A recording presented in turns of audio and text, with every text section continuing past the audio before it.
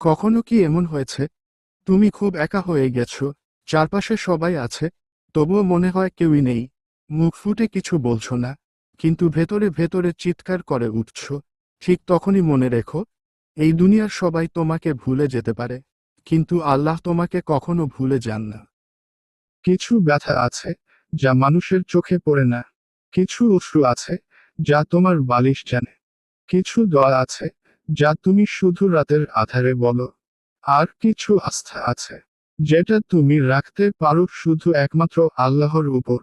কুরআন তোমাকে শেখায়, এই কথাটি বলো যখন তুমি বিপদে পড়ো, যখন তুমি ভেঙে পড়ো। হাসবুনাল্লাহু ওয়া নি'মাল ওয়াকিল। অর্থ, আল্লাহ আমাদের জন্য যথেষ্ট, তিনিই উত্তম অভিভাবক। এই আয়াতটি বলা হয়েছিল যখন সাহাবারা ভয় পেয়েছিলেন। যুদ্ধ আসন্ন, শত্রু অনেক শক্তিশালী। কিন্তু তারা পিছিয়ে যায়নি। তারা বলেছিল, আমাদের জন্য আল্লাহই যথেষ্ট। এবং আল্লাহ তাদের জন্য যথেষ্টই হয়েছিলেন।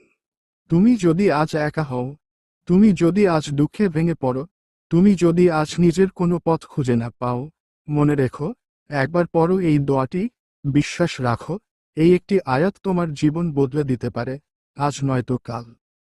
তুমি যে দোয়াগুলো করো, সেগুলো হয়তো আজই কবুল হচ্ছে না, কিন্তু আল্লাহ কখনো দেরি করেন না।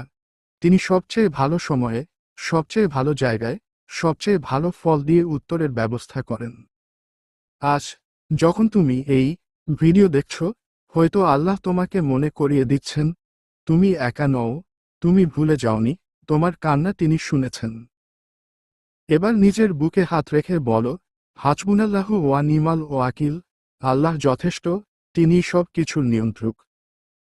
যদি এই ভিডিওটি থেকে কিছু শেখার মতো থাকে তাহলে লাইক ও শেয়ার করো।